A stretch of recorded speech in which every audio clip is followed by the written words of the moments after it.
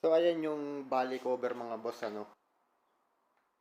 Ayan, tinanggal natin yung body cover kasi pinalitan natin yung engine oil pressure filter. Ayan yung engine oil pressure filter na ating pinalitan. Bale, meron na naman tayong ginawa ulit. Bale, papalitan natin yung kanyang engine oil pressure sensor. Nandyan yan sa may likod, pinakalikod ng intake manifold.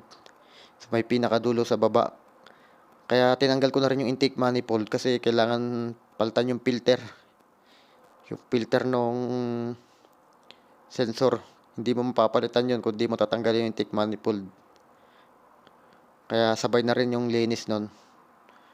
Total, ibababa din naman. Pero kung engine oil pressure sensor lang yung ating papalitan, hindi na kailangan tanggalin yung intake manifold dun. Pwedeng dukutin yun. Ayun yung pinaka-filter niya kaya kailangan tanggalin. Bale, tapos ko na yan eh. Tapos ko na yung palitan. Kabit ko na lahat. Hindi ko na pinakita yung paano pagtanggal kasi matrabaho. Kanya sa may pinakalikod, doon sa may dulo, sa ilalim yung engine oil pressure sensor niyan. Kung yun lang yung papalitan, hindi natin kailangan yung tanggalin yung intake manifold niya. Kaso bumili yung customer din ng filter, kaya sabi ko, tatanggalin natin yung intake manifold para mapalitan yung filter na yun. Tsaka para walang maging problema at walang maging leak.